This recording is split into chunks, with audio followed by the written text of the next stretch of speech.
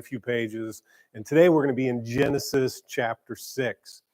My brother-in-law is really just a whiz with computers. He works in information technology, and so he troubleshoots computer problems. He helps develop software and install firmware and all those different things. And for a number of years, he worked at a large hospital. And one of his jobs at the hospital was to troubleshoot computer problems that nurses or doctors were having with their computers.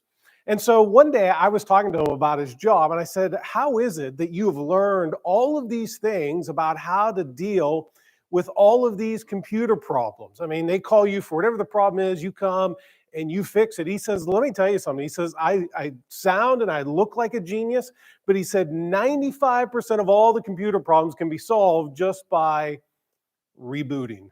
Just by turning it off and turning it back on. He said 95% of all the issues that I have, I walk in, I turn off the computer, I let it shut down, I turn it back on, and everything works well. It's just a reboot. Now, the word reboot means to start something new or to start over or something like that. And I've discovered, I took that information that my brother-in-law gave me, and I've used it in my own life. So when my computer screen at one point had just gone completely black, I rebooted and everything was fine. There were times my cell phone just doesn't work the way it's supposed to, and so I reboot it and it comes back on. The internet stops working and I just rebooted and things seem to be okay after that. Times that the screen on the iPad freezes, I just reboot it and everything seems to be okay. And so, free advice here. I'm not even charging a consultant fee for this. Most of your technology issues can be solved just with a reboot. Now, the problem is, if you have rebooted it and it didn't solve your problem, reboot it again. If that doesn't solve your problem and you try this 5 different times, you know you have a real problem. Because if you reboot your computer or whatever 5 times and it still has the same issue, it's going to result in probably a phone call somewhere, talking to somebody with an Indian accent, which is probably going to end with you buying a new computer or a new device. But a reboot happens and it helps to restart everything again. And I don't know if you know this, but in the scriptures, there's an account of a reboot where God says, I'm going to press the reboot button here and I'm going to start over again. I'm going to start creation again. I'm going to start over with humanity again. And it's the reboot that we find in Genesis chapter 6. And according to the Bible Society website, this is the second most famous story in the entire Bible, behind the birth of Jesus, and it is the story of Noah and the ark. And the problem is that most people see just the story of Noah and the ark as just a children's story. You know, the animals came in 2 by 2, the hippopotamus and the kangaroo, okay? But however, the irony of that is that once we look at this account today, it's not a children's story. It shouldn't be something that soothes our toddlers to sleep, because it's a story of God's judgment upon all mankind really the entire earth is all living creatures are wiped out. But for most people, it's just a story. It's just almost like a fairy tale. It's a good story that has some good principles that maybe we could apply to our lives. And for most people, the story of Noah and the ark never gets past the animals. It's just simply about the animals and a boat and some water. But it's not really a story. I hate to even call it a story, because in Genesis chapter 6, it is the account of actual events that happened. What we're going to read here is not a fairy tale. It's just not a story that we tell our children. These are actual events that demonstrate to us the character of God himself. You see, what we're going to read today it's more than just about the animals. It's not even really a story about Noah, but it's a story in which the hero is God. And I would say to you, he's not just the hero of these couple chapters in Genesis, but the entirety of scriptures. God is the hero. You see, when we make this account of Noah and the ark about the animals and about a boat, or even just simply about Noah, we run the risk of sensationalizing or moralizing the story of Noah and the ark. And I hope you can see that it's much more than just a story. And what we're going to learn today about God from this account in Genesis chapter 6 and 7, it's the take-home truth that I want to give you today, is that the judgment and grace of God is never flawed. We're going to see here the judgment of God, but we're also going to see the grace of God and how those two things work together. They are never flawed when it comes to God. The grace and the judgment of God is never flawed. I started a series a few weeks ago just to kind of try to bring you up to speed. From the start is what I've entitled it. We're looking at the first few chapters here in the book of Genesis. And chapter 1, we saw how God created everything. Most of it he created, except for humanity, he created it out of nothing. He just spoke and it came into existence. And there we saw, because of creation, it was God's explanation. It explains to us how he's distinct from everything else. And it explains to us how the universe is just simply ordered and how you and I have been created. In the second week, we looked at the last day of creation and saw how you and I are created in the image of God, that we as human beings are image bearers of God. And I encourage you that week, right, to just be human, because every single person that you come eye to eye with is created in the image of God as well. And they deserve our respect and our honor just because the simple fact that they bear the image of God. And then we saw in Genesis chapter 3 how it all started to unravel and the order that God had brought into creation, that in Genesis chapter 3, the man and the woman introduced disorder into creation when they sinned and they took of the fruit and they ate. And there it explains to us why there's tornadoes and trouble and tumors, because sin was brought into the world. And last week we looked at those two lines of descendants of Adam and Eve, and we looked at the ungodly line of Cain and the godly line of Seth. And I reminded you last week that all of us are going to leave a legacy, and the legacy that we leave is determined by the life that we live. And I encourage you to just simply walk with God. And today we come to the end of that godly line of Seth, and we see that ultimately there was a man who was born who was Noah.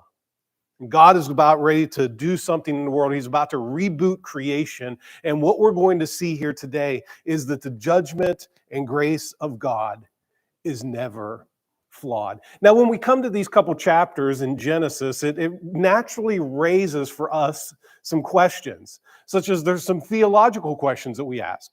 How could a good and loving God destroy all of his creation? It brings up historical questions. I mean, was this a global flood? Was it a flood that covered the entire world, or was it just a flood that was just in a local vicinity? So it brings up those historical questions. It brings up some logistical questions, right? Like, how did Noah get all of those animals on the ark? How did Noah build the ark? How did Noah keep all the animals on the ark? It brings up some practical questions. Like, you have all those animals on an ark. Like, how much poop was in there in a day? And also, who had to remove all that poop? So there's just some logical or some logistical questions that you have. There's some practical questions that you have. And then when I read this, I have some personal questions, like, why did God allow Noah to take those two cats onto the ark? Like, we could have just got rid of cats right there at the very beginning. And so we oftentimes when we read this, it brings to us surface some questions that we naturally ask. And I hope to answer some of those questions.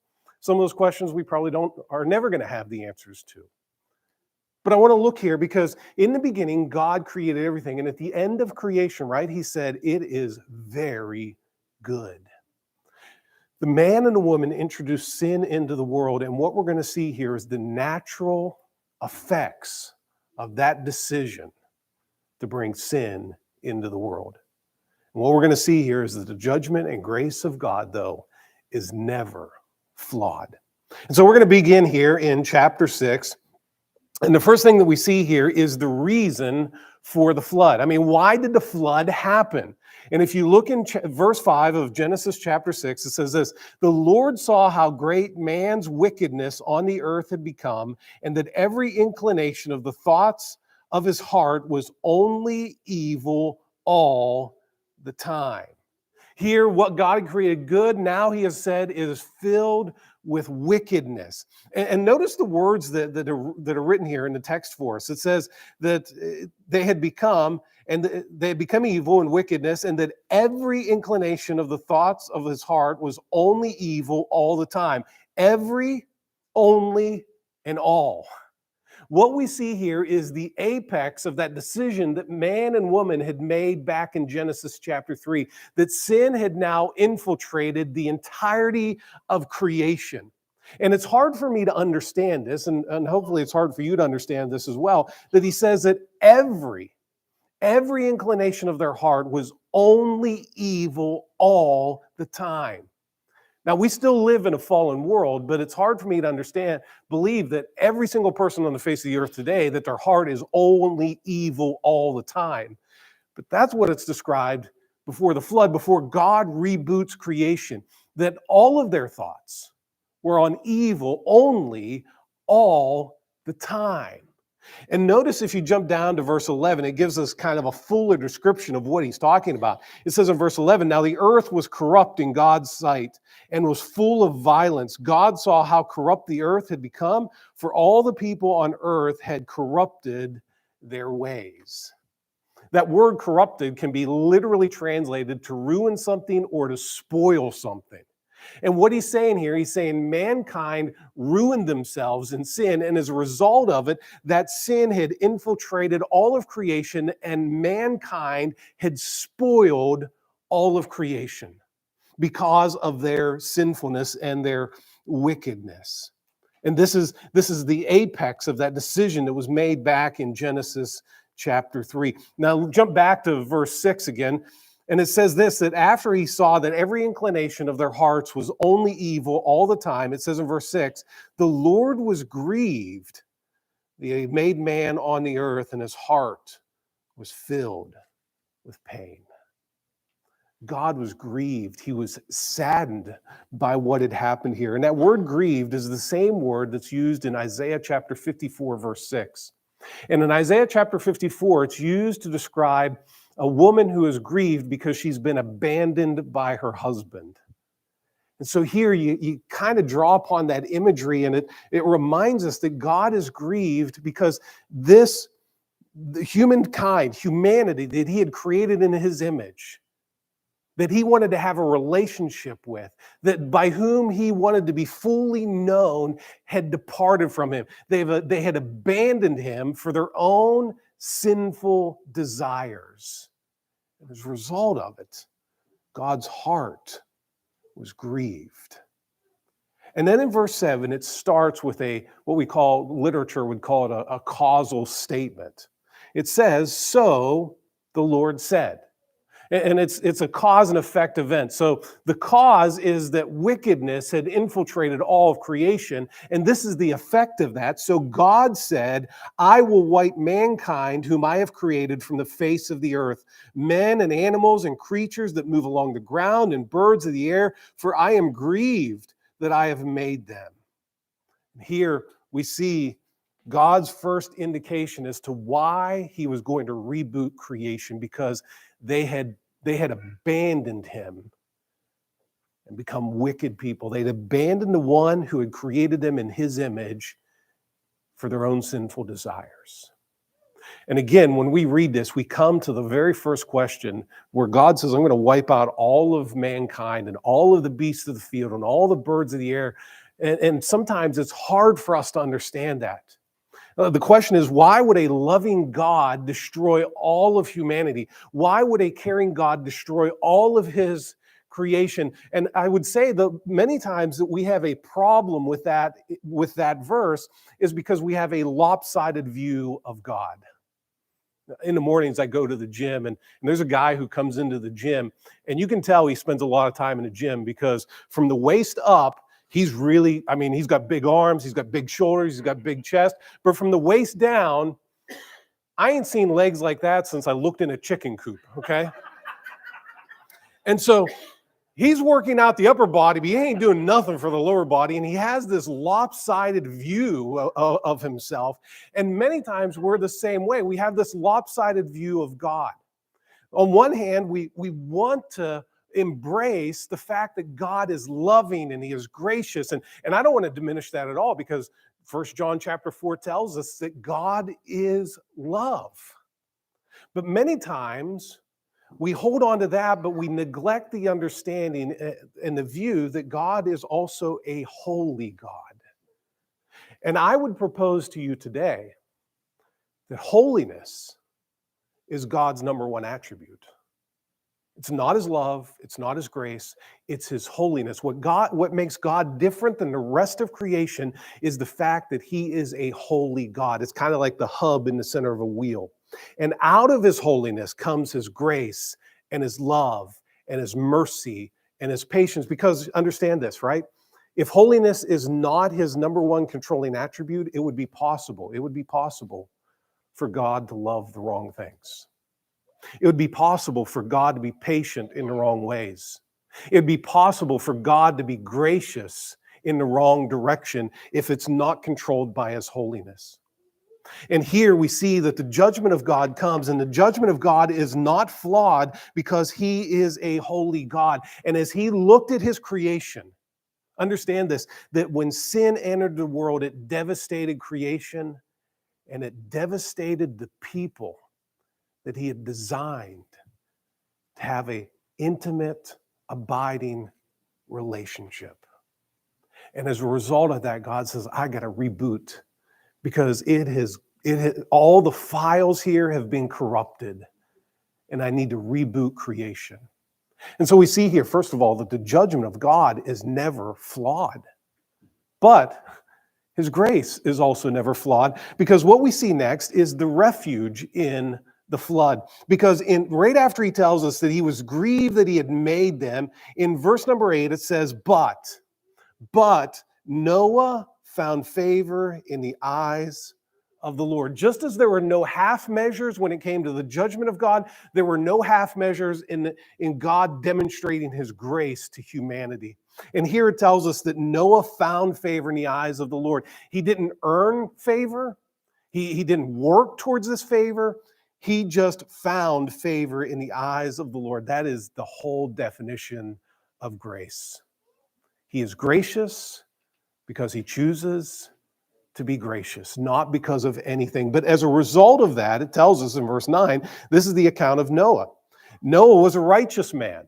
Now, he didn't get grace because he was a righteous man. I would dare say to you that he was a righteous man because he had received the grace of God. See, he was a righteous man, blameless among the people of his time. He didn't earn God's grace because he was blameless. He was blameless because he had experienced God's grace. And it says he walked with God. The same terminology that we used for his great-grandfather Enoch. And he walked with God because he had found favor in the eyes of the Lord. And so here we see the grace of God. And in this grace, he's going to provide a refuge for a remnant, for Noah and his family and some of the animals that he's going to rescue in the midst of his judgment. If you jump down to verse number 14, it explains what he says. He says this to Noah. He says, so make yourself, because you've found favor in my eyes, make yourself an ark of cypress wood. Make rooms in it and coat it with pitch inside and out. This is how you are to build it. The ark is to be 450 feet long, 75 feet wide, and 45 feet high. Make a roof for it and finish the ark to within 18 inches of the top. Put a door on the side of the ark and make lower, middle, and upper decks. I'm going to bring flood waters on the earth to destroy all life under the heavens, every creature that has breath of life in it. Everything on earth will perish, even in the midst of his judgment, which is not flawed. God shows tremendous grace, which is not flawed. And he tells Noah, he says, I want you to build this ark. And he gives the dimensions. He says 450 feet long. That's 1.5 football fields in length. He said, I want you to make this, and it's to be 75 feet wide. That's half the width of a football field. And I want you to make it 45 feet high. That is the height of a 4.5-story building. There is nothing in Bellwood that's as large as this ark that he had called Noah to build. Scientists estimate that the ark probably weighed 43,000 tons. And because it was made with 3 different levels, with cages on each level, they said on each level it would have had probably 500,000 cubic feet. So in all total, the ark would have had 1.5 million cubic feet of area to build cages and to store animals and to store food. They estimate that that would be the equivalent of 500 railroad cars today. That's how big this ark was. And you can go and see a life-size replica of it in Kentucky, in which it's made to these exact dimensions. And so here he builds this ark. And if you go down to verse number 18, he says, "But I will establish my covenant with you." Now, that word covenant is the idea of a promise that defines a relationship. Yesterday, I had the opportunity to perform a wedding, and I continued to say that marriage is not just a relationship. Marriage is a covenant where 2 individuals are making a commitment, a promise to one another. And here, this is a divine promise that God is making to Noah. And he says, "I will establish my covenant with you, and you will enter the ark, you and your sons and your wife and your sons' wives with you." Here, God is making a promise to preserve them and to provide for them a refuge in the midst of his judgment. In verse 19, "You are to bring into the ark 2 of all living creatures, male and female, to keep them alive with you. 2 of every kind of bird, every kind of animal, and every kind of creature that moves along the ground will come to you to be kept alive. You are to take every kind of food that is to be eaten and store it away as food for you and for them." And then in verse 22, Noah did everything just as God had commanded him. Here he tells them, "I'm going to bring all the animals to you. You're going to put them on the ark. 2 by 2, the hippopotamus and the kangaroo." Now, some people say, how did Noah get all of those animals on the ark? Notice what it tells us here. He said 2 of every kind. It's not, he just had 2 dogs. He didn't have every breed of dog. He didn't have a Chihuahua and a golden retriever. He just had 2 dogs. And so scientists estimate that there's probably only 1,300 kinds of animals. And when you look at these kinds of animals, they estimate that something like 190 of them weigh more than 22 pounds. A vast majority of them are actually smaller than a rat. So 190 weigh more than 22 pounds. 200 of them are the size between a sheep and a rat. And 900 of them are smaller than the size of a rat. They estimate that probably if you took the average of all the kinds of animals, they're no larger than the size of a cat. And regrettably, there were 2 cats on the ark. There was more than enough room for all the different kinds of animals that were to be on the ark. And not only that, but probably what God brought to Noah to put on the ark were not adult-sized animals. They were probably juvenile and smaller animals because they're easier to take care of. They don't eat as much. They don't take up as much room. They're more docile. And even after the flood is over, juvenile animals have much longer lifespan then to reproduce as opposed to an adult animal. So he probably didn't have a daddy and a mama elephant. He probably had junior elephant and juniorette elephant on the ark with him. And so very easily he could have got all these animals on the ark, but it tells us in verse 11 of chapter 7, if you jump down there, "In the 600th year of Noah's life, on the 17th day of the 2nd month, on that day all the springs of the great deep burst forth, and the floodgates of the heavens were opened, and rain fell on the earth 40 days and 40 nights. On that very day Noah and his sons, Shem, Ham, and Japheth, entered together with his wife and the wives of his 3 sons. They entered the ark.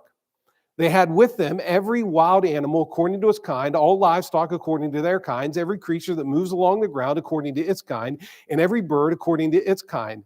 Everything with wings, Pairs of all creatures that have the breath of life in them came to Noah and entered the ark.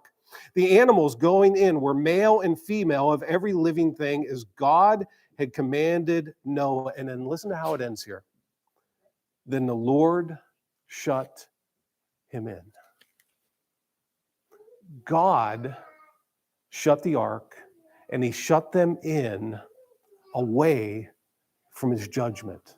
In that one phrase, you see the tremendous grace of God, that he shut them in to preserve them from his judgment. And what happens here is what we see in this, the refuge in the flood is a result of grace through faith. And even today, that's how salvation is found. Grace, the grace of God through faith in Jesus Christ. And that's why in Hebrews chapter 11, verse 7, in the hall of faith, it says this: by faith, Noah, when warned about things not yet seen, in holy fear, he built an ark to save his family. By his faith, he condemned the world and became heir of the righteousness that comes by faith. I tell you all the time, the definition of faith is just simply living like God is telling the truth. And in God's grace, he told the truth to Noah, and Noah said, I'm going to live like God's telling the truth, and by faith, I'm going to build an ark, and by faith, I'm going to get in that ark, and God's grace shut him in from the judgment that was to come. And what we see here is that the judgment and grace of God is never flawed. But it ends here, and it shows us the result of the flood. In verse number 17, for 40 days, the flood kept coming on the earth, and as the waters increased, they lifted the ark high above the earth. The waters rose and increased greatly on the earth, and the ark floated on the surface of the water. They rose greatly on the earth, and all the high mountains under the entire heavens was covered. The waters rose and covered the mountains to a depth of more than 20 feet. We read this, and the question again comes up. People ask, was it a global flood? Did the entire earth flood? Yes. And there's so much evidence that shows us that this was a global flood. There's biblical evidence. Let me ask you, if it was a worldwide flood, could God have written it any clearer than what it's written in these verses? When he says that all the high mountains on the earth were covered under 20 feet of water, that the waters rose until it covered the entire earth. There's no other way he could have written it any clearer than what it's written here in Genesis chapter 7. There's theological evidence, because if you go back to how we started, the whole reason of the flood was that every man's heart was evil continually on the entire face of the earth. There's logical evidence. If it was only a local flood, why did Noah have to build an ark? God could have just said, hey, Noah, move somewhere else. I mean, he had 100 years to do it. And so there's logical evidence. There's cultural evidence. Do you know that almost every ancient culture in the world has a flood story? And in all of those stories, there's things that are completely opposite, completely different than what's mentioned here in Genesis chapter 7. But in every flood account, in all these ancient cultures, there's 4 things that they all have in common. Number 1, entire humanity and living creatures were wiped out. And they were all wiped out, number 2, by a flood. The third thing they have all in common is that God preserved a remnant of humanity. And the fourth thing they all have in common is that they were preserved by a boat. Why is it that every ancient culture has these stories and they all have similarities about the main events, the main points of the story? Because it was an actual worldwide flood that affected every culture in the world. There's geological evidence. They have found fossils on top of mountains and in Iowa that should only be found in the ocean. How do you describe that other than there was a worldwide flood?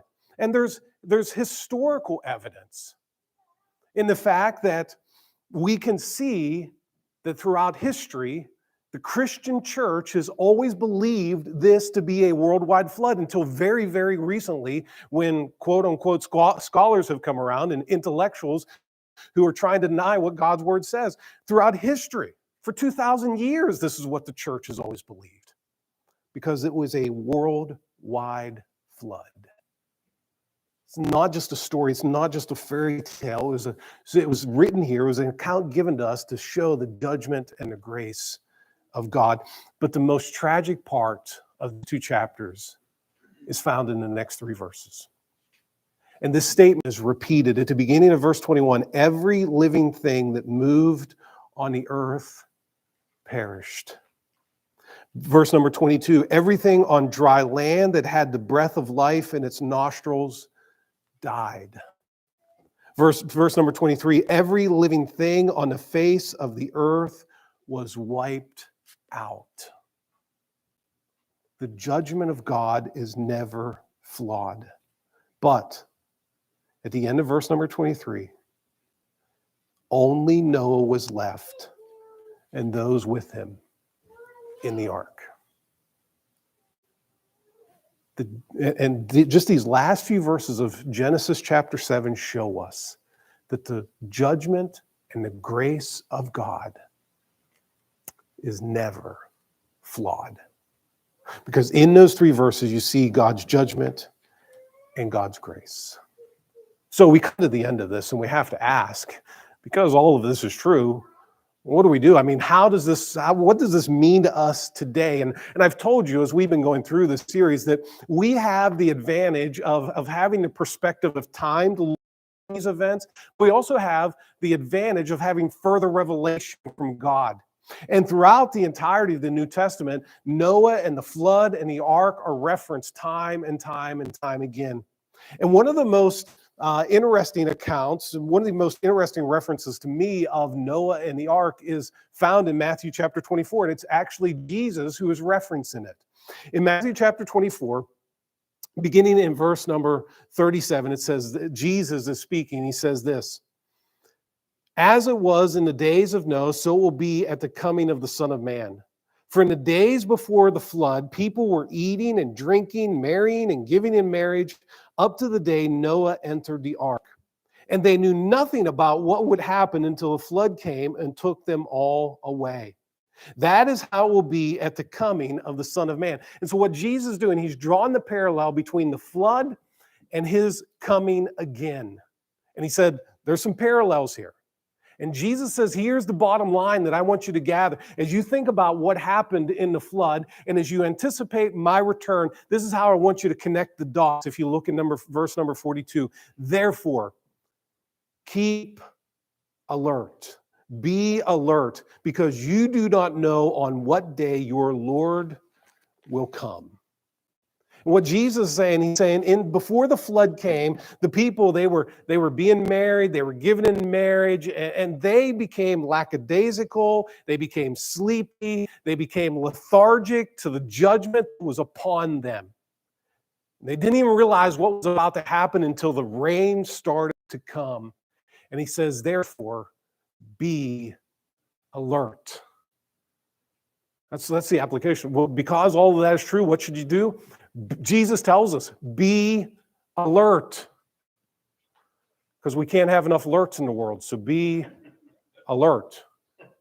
Okay, think about it, you'll get it later. Okay, so be alert, because we live in a culture that is trying to tranquilize us to the spiritual realm in our world. We get so busy. I can't tell you how many Christian people that I talk to, and they say, well, I'm just too busy to be involved in a small group. My faith. What Jesus would say is, you lived before the flood came. Be alert. Because when we fail to be alert, we become shallow. And that's why he says they were marrying and they were given in marriage, they were eating, they were laughing, they were drinking, because they were not even concerned about what was to come. And Jesus said, you don't know when the grace and the judgment of God is coming again. So be alert, because the final reboot is coming. So be alert. So how do we be alert? I just want to give you some handles on this. Number one is just pay attention. Pay attention. Pay attention to what you pay attention. right? Understand the things that grab our heart, and the things that fill our heart are the things that are ultimately going to disciple us. We're just going to simply become like things that we pay attention to. So pay attention to what you're paying attention. Number two is create boundaries in your life. You need to create boundaries in your life. Things that are valuable and precious to us, we create boundaries in order to protect those. If your marriage is important to you, hopefully you have boundaries in your marriage to protect your marriage. If your children are important to you, hopefully you have boundaries in your relationship with your children in order to protect your children. Anything important to us, we're going to create boundaries. For instance, I take my dogs for a walk, and I can't trust my dogs not to get distracted by a rabbit or a squirrel, so I keep them on a leash. That's a boundary. Because the moment they see a squirrel or a rabbit, they just want to take off because they're distracted. In the same way, we've got to rein in our hearts because we're so easily distracted. So create boundaries. And then thirdly, set your mind above. This is a biblical command. Paul in Colossians chapter 3, verse 2, he said, don't set your mind on the things that are here below, but set your mind on the things that are above. Be consumed. Fill your mind and your heart with the things that are in heaven. Because when we do that, there will be nothing in life that is more newsworthy, more compelling, more interesting, or more lovely than Jesus. And when we set our mind on the things above, not on the things that are here below, we will be alert. There's nothing that's going to grab our attention apart from Jesus Christ. So, the judgment and the grace of God is never flawed. So be alert. The judgment and the grace of God was exhibited in the flood, and the day is coming when it's going to be exhibited finally, fully, and forever at the final reboot when Jesus returns. And Jesus doesn't tell us this so that our hearts would be filled with fear. He tells us this so that we would pursue after godliness and our mind would be set on the things above. You see, grace is most evident when the dark and gloom of this world is racing toward perilous doom. You see, it's only in judgment that grace even makes any sense. And so the judgment and the grace of God is never flawed. So be alert, and you will be glad that you did. My kids, my daughter is involved in sports, always has been since early on. My son is involved in plays and musicals and has been ever since he was little. And so I've been to a lot of sporting events. I've been to a lot of musicals and plays. And there are moments when my kids will either step onto the court or step onto the stage. And the moment that happens, I'm sitting on the edge of my seat because I want to watch. I want to watch how the game unfolds with my daughter playing. I want to listen to every word that my son sings or says when he's standing on the stage. And I don't want to miss anything. And I am alert.